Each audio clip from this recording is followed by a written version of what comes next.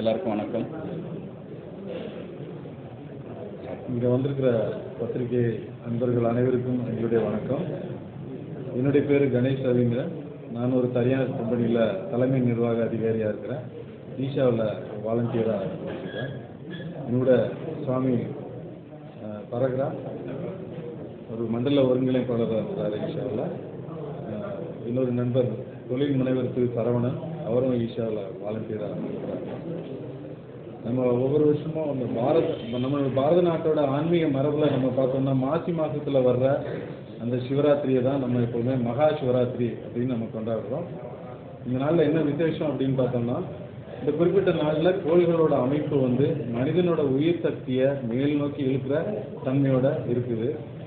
இந்த ஒரு வாய்ப்பை மனிதர்கள் எல்லாரும் முழுமையாக பயன்படுத்திக்கணும் அப்படிங்கிறதுக்காக தான் பல்லாயிரக்கணக்கான வருஷமாகவே நம்மளுடைய பாரத நாட்டில் இந்த மகா சிவராத்திரியை இரவு முழுவதும் முழு விழிப்புணர்வோடு இருந்து பயன்படுத்தி கொள்கிற மாதிரி நம்ம கொண்டாடிட்டு வந்துட்டு இருக்கிறோம்.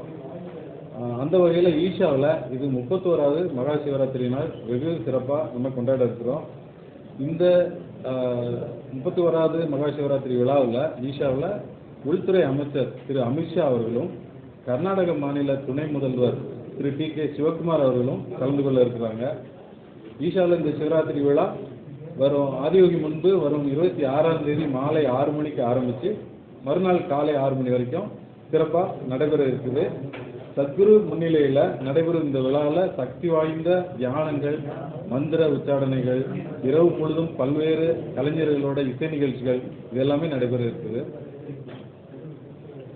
இந்த 31வது மகா சிவராத்திரி விழா கோலாகலமாக பிப்ரவரி 26 நம்ம கோயம்புத்தூர் வெள்ளங்கிரி மலைச்சாரல் அமைந்திருக்கிற ஆதியோகி முன்னிலையில் சத்குரு அவங்களோட வழிகாட்டுதலையும் அவங்களுடைய ஆசையோடையும் அவங்க இருப்பில் இது நடக்க போகுது. மகா சிவராத்திரி நம்ம பாரத தேசத்தில் பல்லாயிரம் வருஷமாக, இது 1-2 இல்லை, பல்லாயிரம் வருஷ காலமாக இது கொண்டாடப்பட்டு வந்துட்டுருக்கு. அந்த இரவில் மனிதர் தன்னுடைய ஆன்மீக வளர்ச்சிக்கு பயன்படுத்திக்கக்கூடிய விதமாக அந்த இரவு அமைஞ்சிருக்கு. இதுக்கு ஒரு வழிகாட்டியாக சத்குரு நம்ம கூட இருந்து அந்த இரவை எப்படி நம்ம முழுமையாக பயன்படுத்திக்கலாம். எதனாலனா அந்த இரவில் நம்ம கோள்களுடைய அமைப்பே நம்ம மனிதருக்குள்ளே இருக்கிற உயிர் சக்தியை மேலெழும்புற விதமாக, உயிர் சக்தி மேலே போகிற விதமாக செயல்படுறதுக்கு ஒரு வாய்ப்பாக இருக்குது. அந்த மகா சிவராத்திரி நாளில் அந்த நள்ளிரவில் மகாமந்திர தீட்சா சத்குரு இந்த வருஷம் எல்லாருக்கும் வழங்க போகிறாங்க. ஒரு தீட்சை அப்படிங்கிறது குருக்கிட்டேருந்து வாங்கிக்கணும் அப்படின்னா அது அவ்வளோ எளிதாக கிடைக்கிறது இல்லை. சத்குரு அவங்களுடைய கருணையினாலையும் மக்கள் மேல் உள்ள அன்புனாலையும் இது அவங்க இந்த வருஷத்துலேருந்து எல்லா மக்களுக்கும் ஒரு தீட்சை முறையாக மகாமந்திரத்தை வழங்க போகிறாங்க. கடந்த மகா சிவராத்திரிலாம் பார்த்தோன்னா சத்குரு இந்த மகாமந்திரம் மூலமாக மக்களை ஒரு தியான நிலைக்கு கொண்டு போனாங்க. இந்த வருஷம் தீட்சை கொடுக்கறது மூலமாக மக்கள் எல்லாரும் இந்த மகாமந்திரத்தை அவங்க வீட்டிலேயே அவங்க சொல்லி அது மூலமா பல பலன்கள் பெறத்துக்கு ஒரு வாய்ப்பாக இருக்குது. அது மட்டும் இல்லாமல் அந்த இரவு முழுவதும் ஒரு உற்சாகமாக, கொண்டாட்டமாக, கோலாகலமாக இருக்கிறதுக்கு பல இசை கலைஞர்களுடைய இசை நிகழ்ச்சி, நாட்டிய நிகழ்ச்சி இது எல்லாமே ஏற்பாடு செய்யப்பட்டிருக்கு. சத்குருடைய அருளுரைகள் இருக்குது. சத்குரு அன்னைக்கு வர எல்லா மக்களையும் பார்க்கறதுக்காக டயஸ்லேருந்து அங்கே அமர்ந்திருக்கிற எல்லா மக்களையும் பார்க்கறதுக்கு ரேம்பில் முழுவதுமாக நடந்து போயிட்டு இருப்பாங்க. இந்த கோலாகலமான விழா கிட்டத்தட்ட பல்லாயிரக்கணக்கான மக்கள் பங்கு பெற விதமாக இருக்குது. வர எல்லாருக்கும் தேவையான அளவுக்கு இருக்கிற மாதிரியான பார்க்கிங் வசதிகள், போக்குவரத்து நெரிசல் இல்லாமல் போயிட்டு வரதுக்கான போக்குவரத்து வசதிகள் எல்லாமே ஏற்பாடு செய்துட்டு இருக்கோம். பல தன்னார்வலர்கள் இதுக்காக கடந்த சில மாதங்களாக ஈஷா மையத்தில் தங்கியிருந்து இதுக்கான செயல்களில் ஈடுபட்டு இருக்காங்க.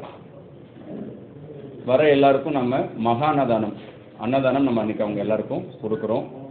சுத்திகரிக்கப்பட்ட குடிநீர் ஆர்வ வாட்டர் நம்ம கொடுக்குறோம். இது மட்டும் இல்லாமல் யாருக்காவது இங்கே கோயம்புத்தூர் ஈஷா மையம் பங்கு பெற முடியாத சூழ்நிலை இருக்கிறாங்கன்னா அவங்க பயன்பெற்றிருக்க விதமாக அவங்க இருக்கிற ஊர்லேயே இந்த நிகழ்ச்சியை, இந்த கொண்டாட்டமாக அவங்க பங்கு பெறத்துக்கு லோக்கல் சென்டர்ஸில் அங்கே இருக்க வாலண்டியர் அவங்க இந்த நிகழ்ச்சி நேரலை மூலமாக அங்கே ஒளிபரப்பு செய்ய போகிறாங்க.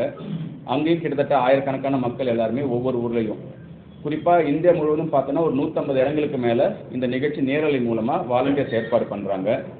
தமிழ்நாட்டில் 50 இடங்களுக்கு மேலே மதுரை, கோயம்புத்தூர், சென்னை இது போல் இருக்கிற திருச்சி, சேலம், ஈரோடு பல முன்னணி மாநகரங்களையும் நகரங்களையும் நேரலை ஏற்பாடு செய்யப்பட்டிருக்கு. அங்கேயும் மக்கள் சத்குரு கூட இருந்து இங்கே நடக்கக்கூடிய நிகழ்ச்சியை நேரலை மூலமாக பார்த்துக்க முடியும்.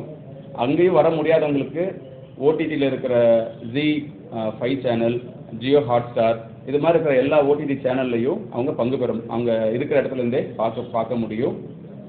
பிவிஆர் ஐநாக்ஸில் அவங்க ஒரு 100க்கும் மேற்பட்ட அவங்க திரையரங்கிலேயே இதை நேரடியாக அவங்க ஒளிபரப்புறதுக்கு முன்னால் வந்திருக்காங்க. ஸோ மக்கள் எல்லாரும் எங்கே இருந்தாலும் சத்குரு கூட அன்றைக்கி இருந்து இந்த மகாசிவராத்திரி இரவில் ஈசன் கூட கலந்து இருக்கிறதுக்கு ஒரு வாய்ப்பாக இந்த மகாசிவராத்திரி உருவாக்கியிருக்கிறோம். இந்த 31வது மகாசிவராத்திரி ரொம்ப சிறப்பாக கொண்டாட போகிறோம்.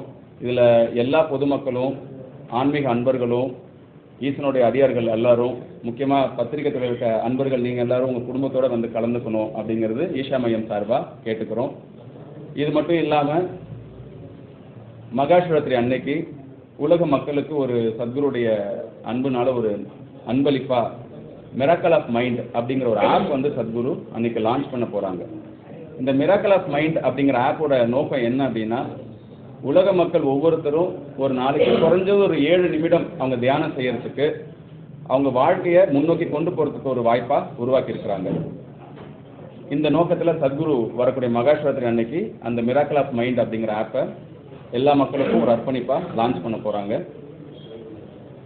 இந்த நாளை சிறப்பாகவும் கோலாகலமாகவும் கொண்டாடுறதுக்கு எல்லா விதமான முன்னேற்பாடுகள் நடந்துகிட்ருக்கு. அரசு அதிகாரிகள் அரசாங்கத்து மூலமா என்ன வழிகாட்டுதல்கள் கொடுக்கணுமோ அவங்க கொடுத்துருக்காங்க. அதுபடி ஈஷா மையம் அதுக்கு தேவையான செயல்பாடுகளை தன்னார்வல உதவி கொண்டு செய்துட்டு வந்துட்டுருக்கோம். இது எல்லாரும் வந்து பயன்படுத்திக்கணும் அப்படிங்கிறத மீண்டும் ஒரு முறை கேட்டு உங்கள் எல்லாருக்கும் நன்றி.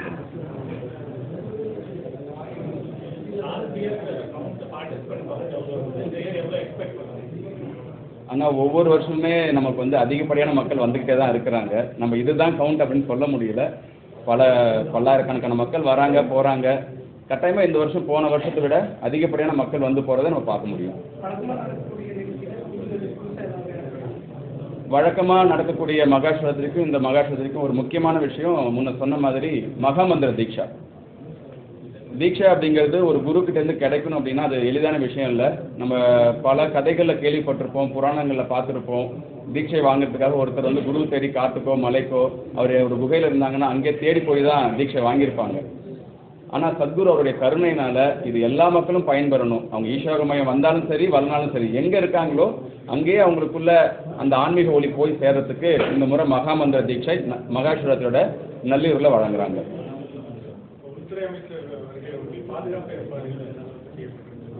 தேவையான பாதுகாப்பு ஏற்பாடுகள் நடந்துட்டு இருக்குது. அரசு அதிகாரிகள் வந்து பார்த்துட்டு இருக்கிறாங்க, காவல்துறையிலேருந்து வந்து பார்த்துட்டு இருக்காங்க. அமைச்சருடைய அலுவலகத்திலேருந்து என்னென்ன வழிகாட்டுதல்கள் கொடுக்குறாங்களோ அதுக்கு தேவையான முன்னேற்பாடுகள்லாம் நடந்துட்டு இருக்கு.